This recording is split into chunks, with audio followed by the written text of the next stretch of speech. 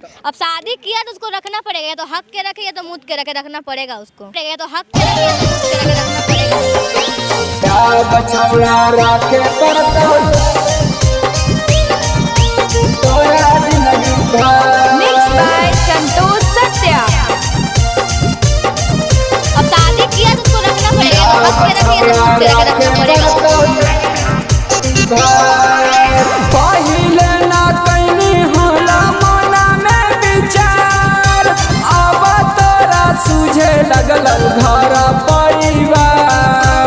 पहिले ना कैनी होला मना में विचार, अब तोरा सूझे लगल घर परिवार। अरे बिना कहले पूछले मंगिया टिकनी हमार, अरे बिना कहले पूछले मंगिया टिकनी हमार। अब छौड़ा रखे पड़तौ तोरा जिंदगी भर हे रे, अब छौड़ा रखे पड़तौ तोरा जिंदगी भर। अब छौड़ा रखे पड़तौ तोरा जिंदगी भर।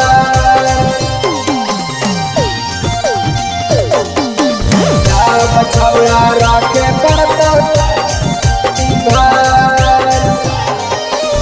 जित जीतू कर्मी छौड़ा हमरा मजबूर रे, जब डालने है सिंदूर रे तो कैसे रहबौ दूर रे, कैसे रहबौ दूर रे। जित जीतू कर्मी छौड़ा हमरा मजबूर रे, तो डालने है सिंदूर रे तो कैसे रहबौ दूर रे। कहाँ हानि करही तोरे से जब प्यार, कहाँ हानि करही तोरे से जब प्यार। तोरे अब रखे पड़तौ छौड़ा जिंदगी भर हे रे, तोरे अब रखे पड़तौ छौड़ा जिंदगी भर। अब छौड़ा रखे पड़तौ तोरा जिंदगी भर।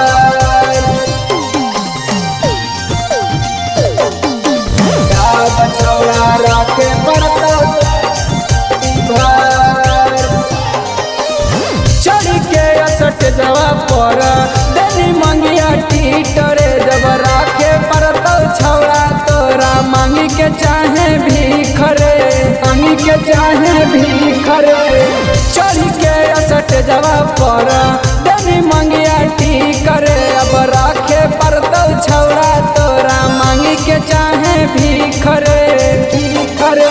कहो वीरेंद्र अकल छौड़ा बनाई नहीं गद्दार, कहो वीरेंद्र तितुर छौड़ा बनाई नहीं गद्दार। तोरे अब रखे पड़तौ छौड़ा